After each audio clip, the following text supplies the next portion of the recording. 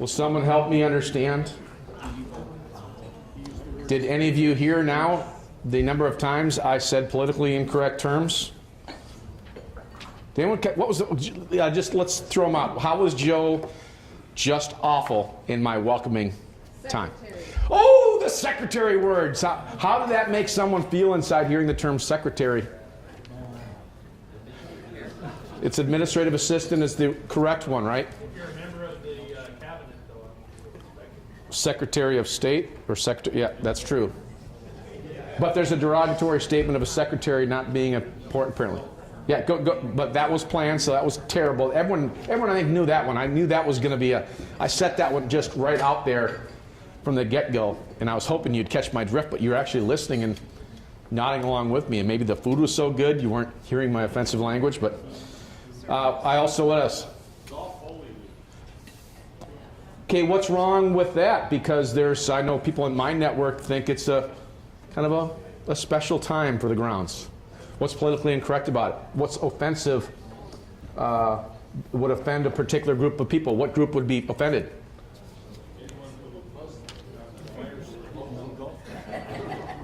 Perhaps. But yes, I put that one in there as well. That's definitely in there. So, yeah, I use seniors. Also, I was even calling out Webster and drawing attention to some very politically incorrect to go into a busy room and to call people's name and draw attention to them. But yeah, using seniors. You guys didn't know that one, did you? What's the politically correct term now? People of advanced age.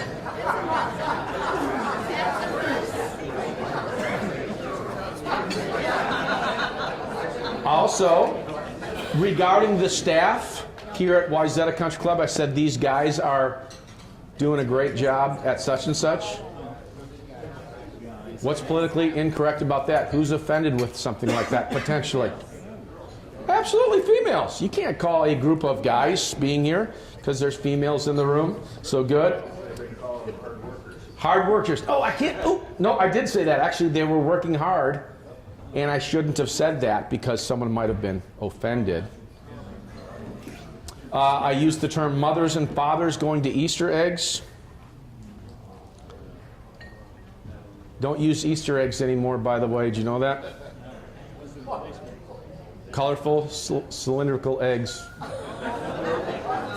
Can't use Easter. Easter's bad. I did say Jesus, right? A matter of fact, who could be, I got actually forward, you probably thought you were at a Billy Graham crusade there for a little bit. So I was really like Jesus, died for the cross, Holy Week, and it got quiet. That can be offensive, right? Who's offensive when I tell someone about the good news of Jesus, that you can be saved and forgiven from your sins? It's kind of offensive, but it's true though. I mean, well, some people say it's true, some people say it's a myth. I also use the term founding fathers, not a politically correct term. Does anyone know what we call our founding fathers now? No. People of advanced age that wrote a document.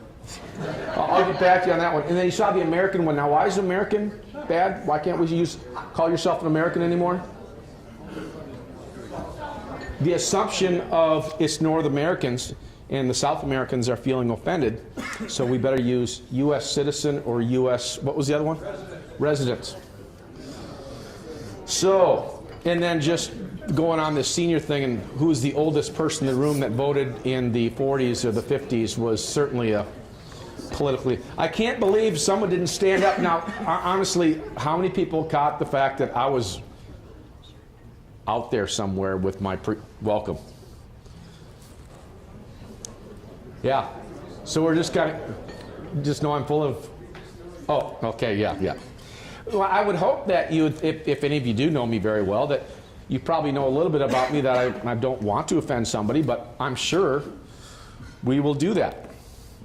So we have the definitions up there, and as long as people are going to be offended, we need to start avoiding offensive words so we're hurting people. So back to my real welcome. as the executive director of Faith Search. I'm part of a great team of speakers that we get to go and speak in churches and high schools and universities, and like today in the country club, to just share ideas, to share concepts, to share evidence for what matters for faith and life, and at least a perspective. This is our third community breakfast, and these are kind of the main goals, to bring community together for a learning experience, provide an opportunity to invite family and friends and coworkers, and hopefully a non-threatening environment. I was really figuring someone was going to walk out in my first presentation there, but we want to just openly dialogue about issues that are relevant, and feature a keynote speaker that offers some evidence-based or a personal perspective that guests find intriguing and entertaining, and demonstrate that this faith, because that Faith Search International is a Christian organization, and we're bargaining and giving evidence to why we think the Bible is reliable and that Christianity is not just a nice concept, but it's true. And that was our first speaker, J. Warner Wallace, a Los Angeles cold case detective that shared, and based on his evidence, he said the Bible was absolutely based on the eyewitness testimony, the circumstantial evidence case that he would make to any cold case, which means a case that's no longer people are living, but he still gets murderers in jail. He was an atheist guy that was convinced by the evidence. Dr. Don and then Adrian Van Bacter, we did our Christmas magical. How many people made it to the magical Christmas party over at Golden Valley Country Club? Great. We had a great time there and looked at some of the evidence for the stories of Christianity, at the shepherds in the fields, the timeline of the kings, the supporting the virgin birth. Also exposed two popular secular views with the lack of evidence that we've seen a lot of lack of evidence for, but that's that Jesus was just a magician, is very popular now, or it's a recycled myth story that other religions have used. There's not a lot of evidence or any evidence that would support that. That Adrian came up that he would be the Messiah.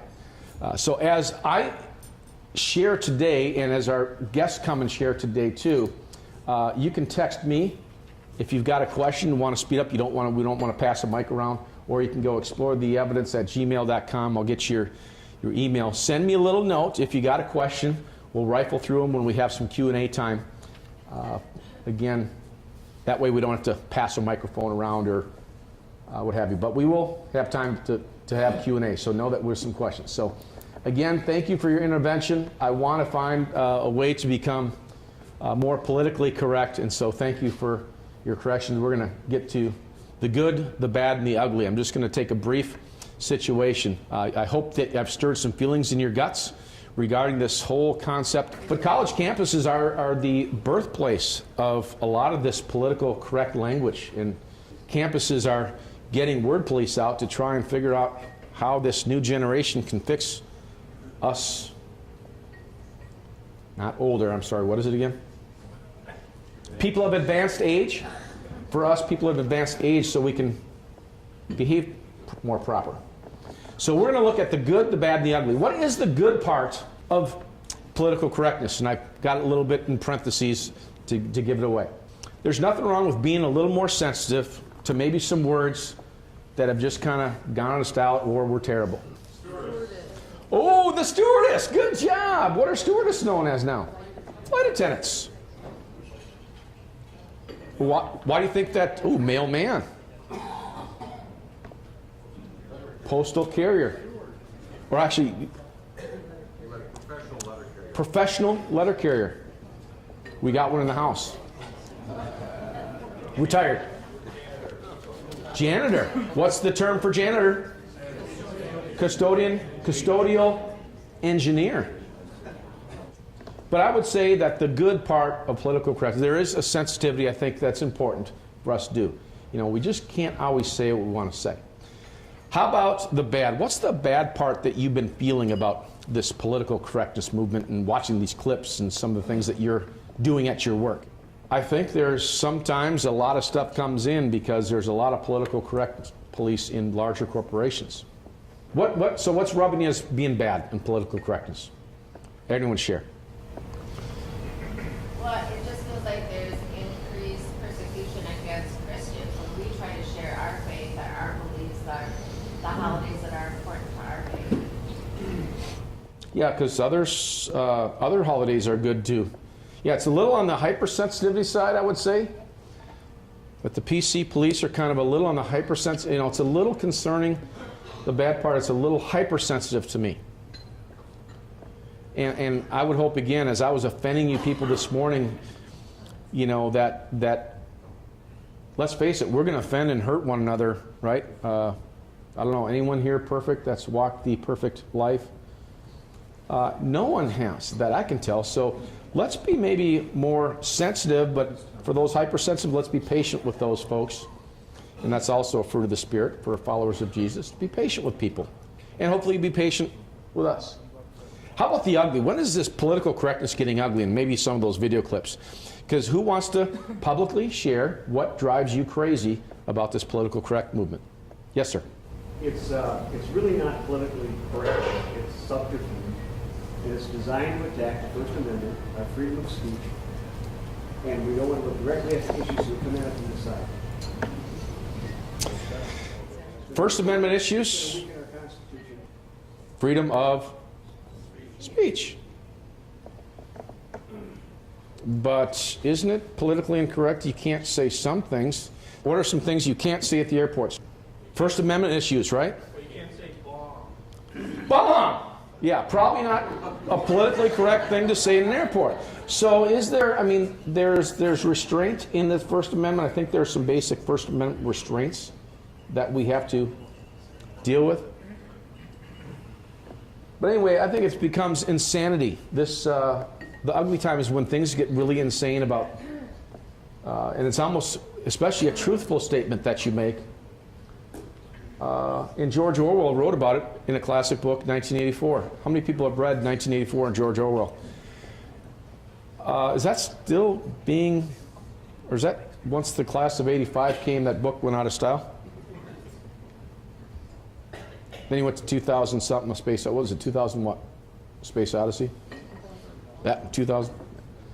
Anyway, here's my dilemma is, what are the ramifications of sensitivity to deliver a true statement, yet still be banned by a PC police and someone that's going to throw me under a bus for sharing my beliefs, which I believe are true? There's really an open can of worms here. And that's what happens is you got to decide when you're going to do something that's the truth and do the right thing for you versus somebody else that says this is wrong or politically incorrect.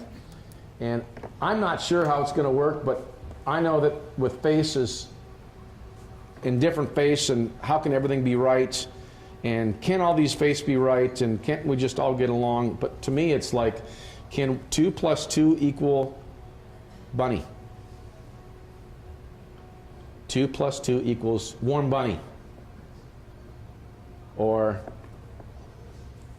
I play golf with a hockey stick. It's the same thing. It's like it just, sometimes these things don't make sense. I'd like to say that all these things were the same, but based on their historical manuscripts and their documents that they proclaim, they're alarmingly different. Superficially the same, but very, very different.